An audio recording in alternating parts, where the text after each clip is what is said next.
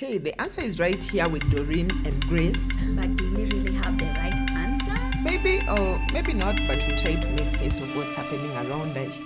Welcome to a new episode with Grace and Doreen. Yeah. And maybe we can start by looking at what happened last week, our analytics. Yeah. And you guys are really amazing. The reception was quite good. And also the comment section. We are grateful. Yeah. But before we even go right into it, you guys are watching but you're not subscribing. In fact, 96% of our viewers have not subscribed. Please. And that's on YouTube. Yeah. We can see you. Yeah, we see you, and you really need to go back and subscribe before you watch this second episode. As a matter of fact, pause right here and finger your subscribe button. We can't be out here giving you content for free. Yeah, and it's actually good that female consume our content more than male. Yeah, that's a good thing. And actually more are outside Kenya. On Spotify. Yeah. Coming to think of it, we had a really nice comment from Sheila Oduore. She said it was about time we have such a political oriented podcast that can enlighten so many clueless citizens. I wish the rural folks could be also listening in. Ama mwaike ya Kiswahili. So that brings the issue about people who consume our content. Yeah, we are not just attracting Kenyans only, but people all over the world. Yeah. But once in a while, we can consider our rural folks. But Kenyans are well-read. They understand English because we can't really just be out here speaking Swahili the whole time. Yeah. I mean, we could, but then that would limit our conversation since our conversations are more political, economic issues and everything. Like today we are going to talk about maybe some geopolitics.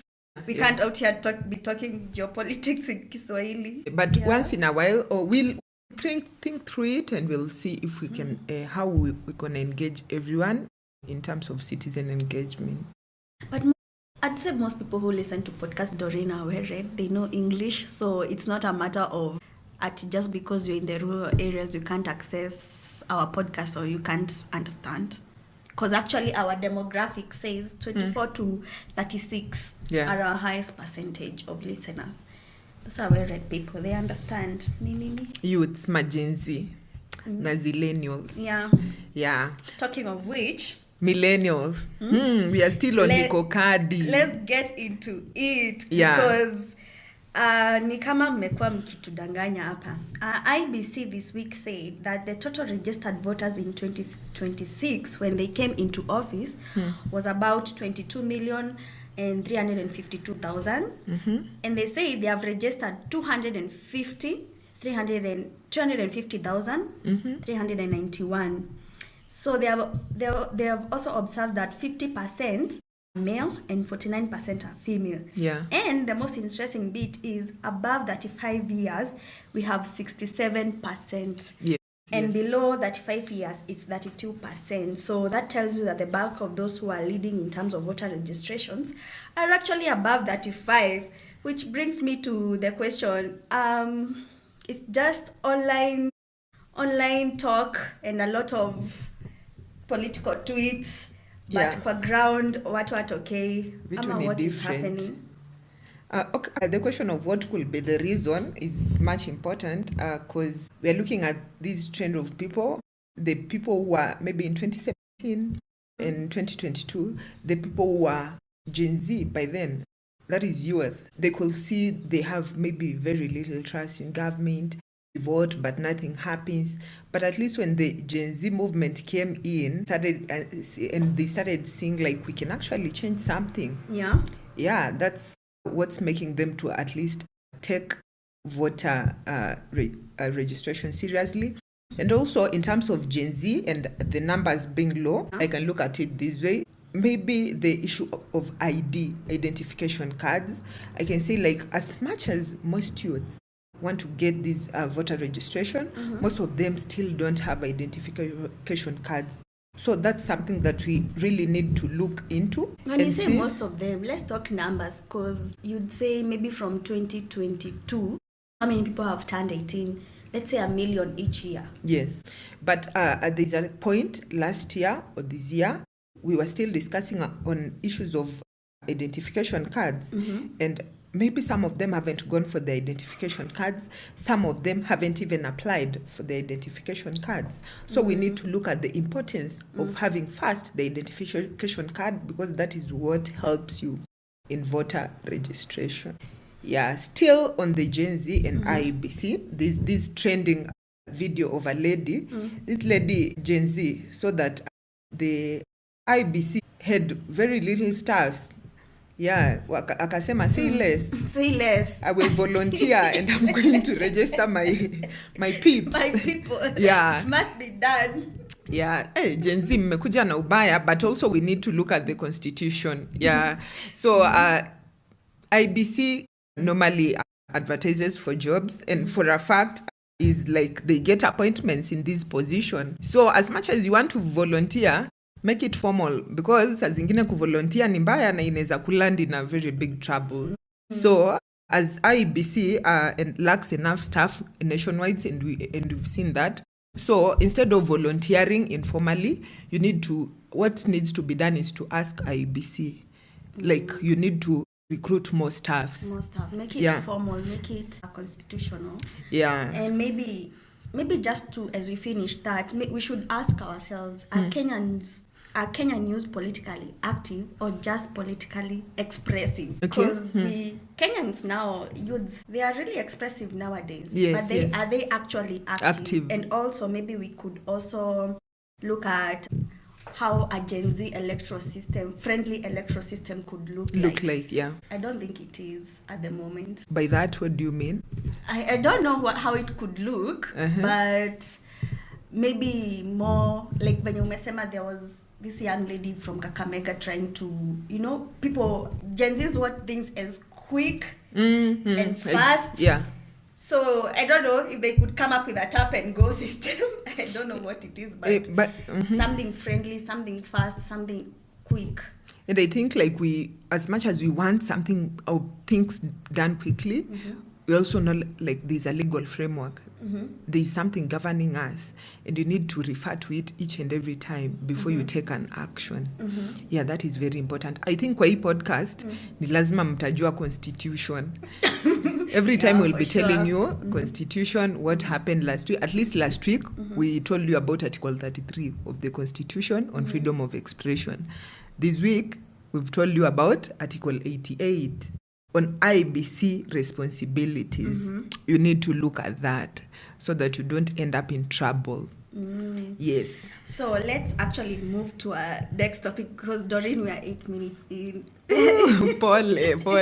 So talking of showing up, let's talk about somebody who is definitely not missing his mark, and that is Eliud Kipchoge. The God. His heroic welcome, is it in China? Yes, it was in China. Yeah, people are complaining how akiwa Kenya, we don't even talk about him, we don't even celebrate him enough. And out here, he's a hero out here.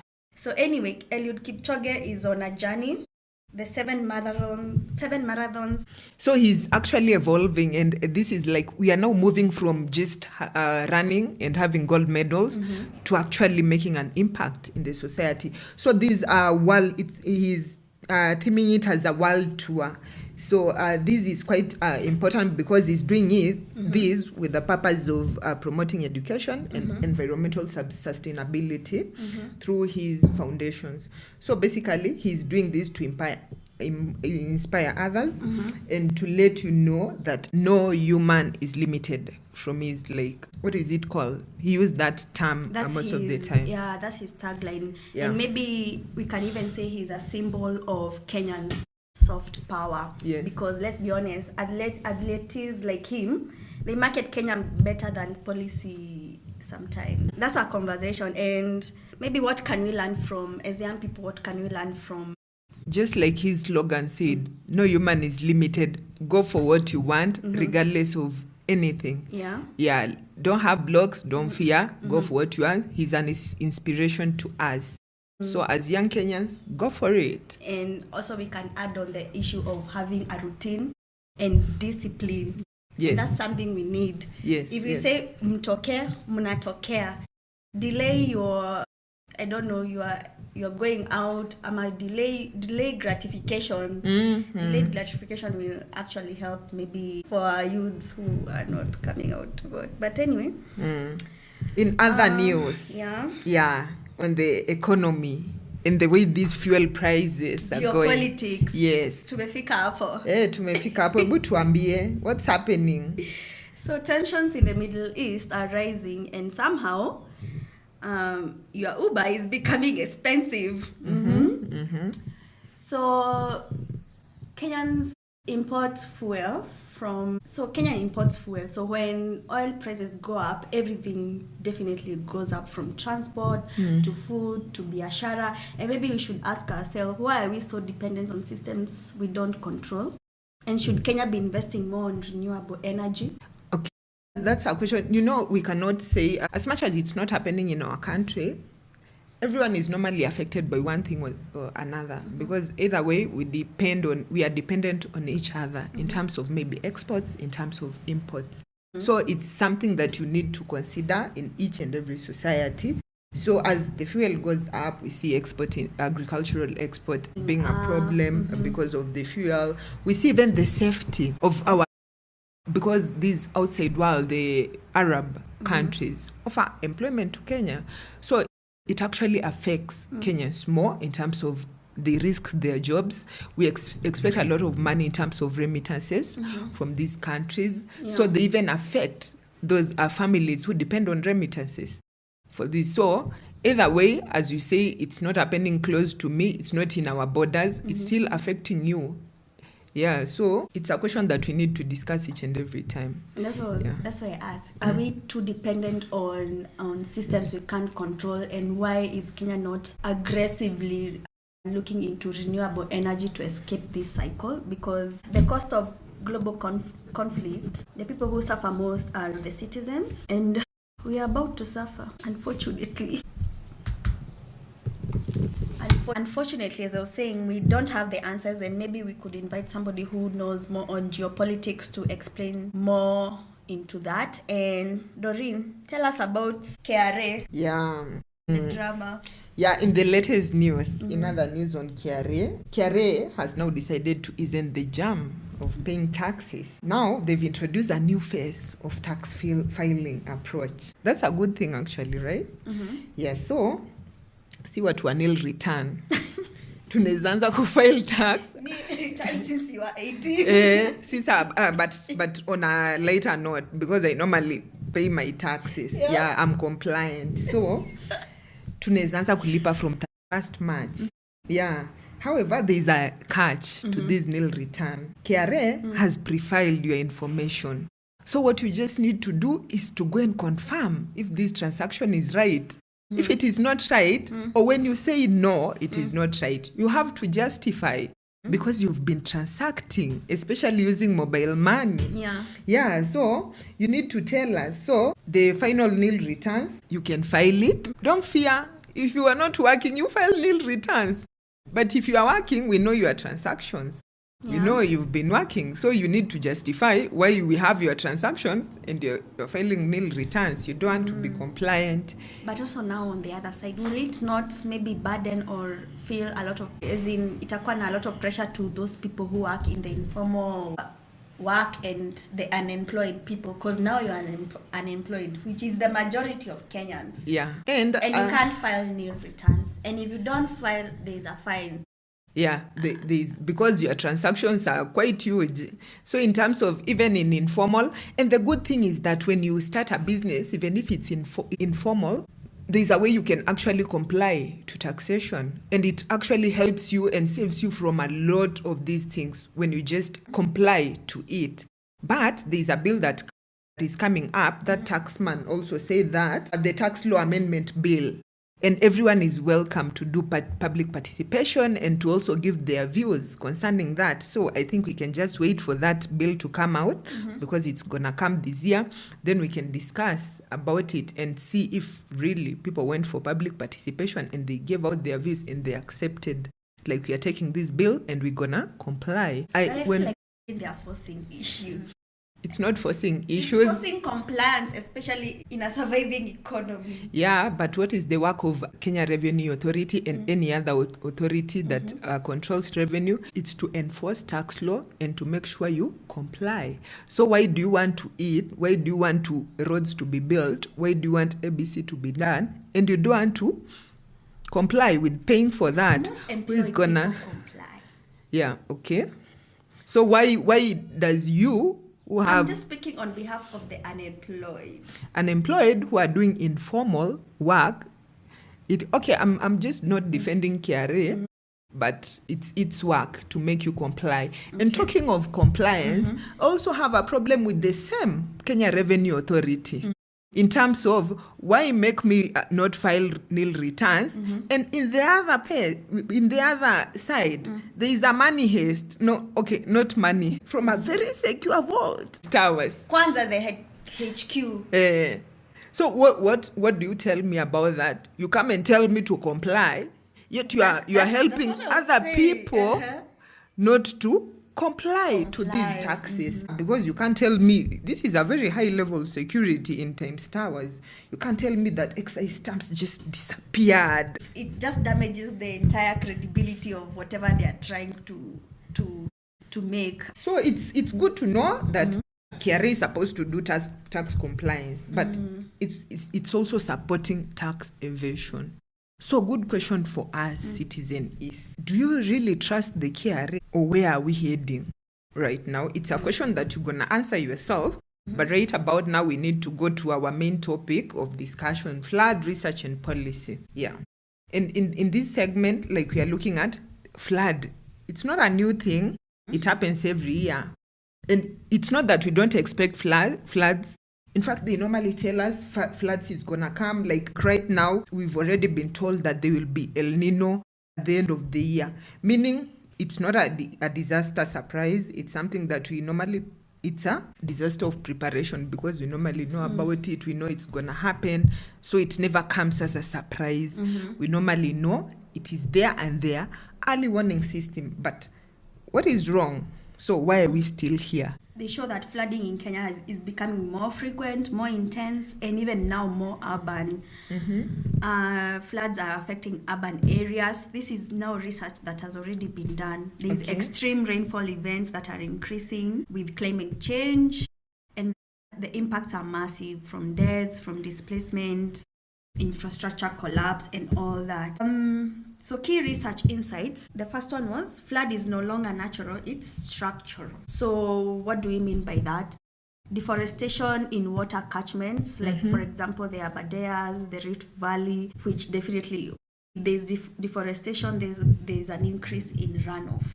Poor land use and water flows faster into cities. And then the informal settlements are built in high-risk zones. So we already know that there is early warning systems. We already know that what the Met Department has already told us. We already know that we are not supposed to live in high-risk zones. But we already know that we are not supposed to block our drainages. Like we all know all this. But we still fail in terms of zero planning. We have zero awareness. There's no visible preparedness. So people continue suffering. So can we say, do we just ignore research, or do we fail to plan and we don't know, and we keep on like doing this each and every year, affecting mostly the poor communities, the youths, really? And also clearly, even in terms of not research but also policy, there are policy frameworks that have been put on paper. The National Disaster Risk Management Policy, Climate Change Act, we even have county level disaster plans. Yeah, like you wanted to talk about Sakaja and county plans. Yeah, never work. Yeah, like you are the governor and Nairobi is flooding and you already know all these things and you are still coming to tell us, but that's not a county thing. Yeah, before you come, like it's so wrong, and we need to look at what should actually change. What can be done? Yeah. Some practical solutions. Be it in localization of data, because you already have this data, we already have early warning systems. The Met is still communicating each and every time. In fact, we as we continue communicating, the numbers are going high in terms of deaths. Yeah, recently it was 103. Yeah, biggest issue ever. Like for example, enforcing no build zone on riparian land. Lakini Nairobi ni wapi? Yeah. You already know you are not supposed to build there, but kuna tu watu wameishi hapo karibu na Nairobi dam. Na wataki kutoka. So drainage systems. You continue blocking them. Drainage systems, surely. And you say someone was actually funded. The Nairobi government was funded in this thing, but where did the money go? You still complain of floods in the city. Talking of deforestation, you've seen Karura. The issue of they are clearing Karura, Nairobi National Park. Nairobi National Park. To actually extend bombers. Are we ever going to? Yeah, that's a question that you need to ask yourself, and we need to also ask or comment about this. Disaster response gets attention, but disaster prevention gets ignored. You need to think about that, and also we are budgeting for damage, not prevention. As the government. But normally every stakeholder is responsible in each and everything.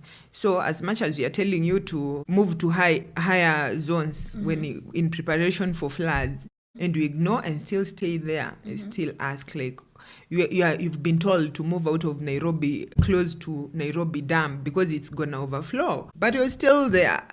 We talk of drainage systems. We talk of drainage systems.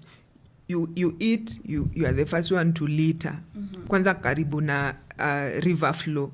You do this, so this.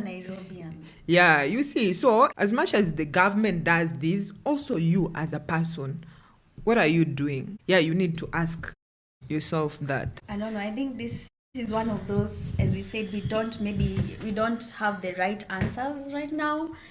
Maybe soon we will. Maybe I hope the government is actually doing something. And you are also doing something about it. Yeah, let's move on to our games and hot takes. Yeah, leo ni wewe umewekwa kwa moto. So, my today's hot take. Kenya doesn't have a youth problem. It has a planning problem. Is it a hot take or you cancel?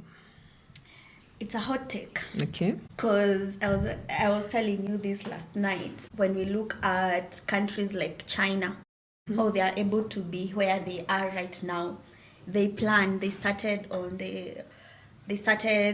on skills development, manufacturing. This was maybe, I don't know, early in the 90s, and now where they are right now, they are what is it called? They are competing with the US in terms of the economy and all that. Yeah. So it's not really a youth problem, because more youths means more labor force, which is good for a country. Yes. So it's lack of planning. Okay. Can you imagine if we started planning well for our youth back when Moi was still president in our 90s? We'll not be talking about such issues now. Yeah, actually, yes. And this brings me to my next hot take. We are not lazy. We are not by we, I mean the youth. We are not lazy. The system is outdated. Yeah, we are not lazy. The system is definitely outdated. Okay. From our school system to our employment system. Right now, we are in the era of AI. We are in the era of the digital work. Okay. Yeah, but you still want to force youth to go and work at your... Okay, not force, because it's really good, but the systems needs to just be updated. Yeah. Youth are not lazy. We are smart. Yeah. Actually, that's the term. Yeah. Yeah.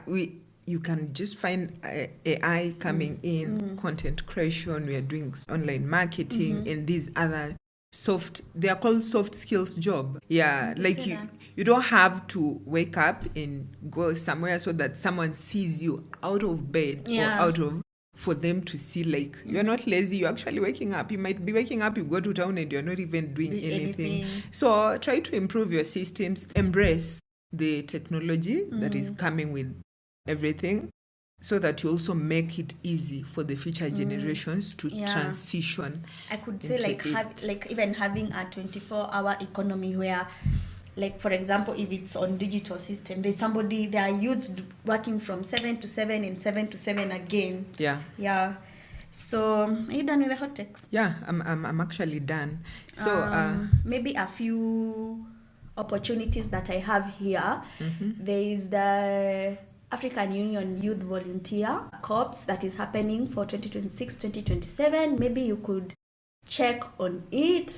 There's also a fully funded L'Oreal UNESCO for Women in Science in the Sub-Saharan African program. So if you're doing research, if you're doing, I don't know, whether academic, and you need financial support, maybe that's something you could look into. I think these opportunities are really many. You just have to go and look for them. They are. And make sure you continue watching our podcast until the end, because definitely we will be plugging you each and every day. Each and every time. Yeah, each and every time. And more plugs. And our time is up.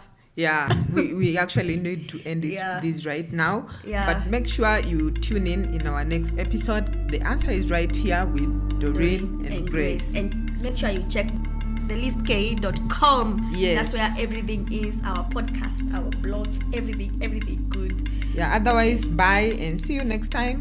Bye-bye.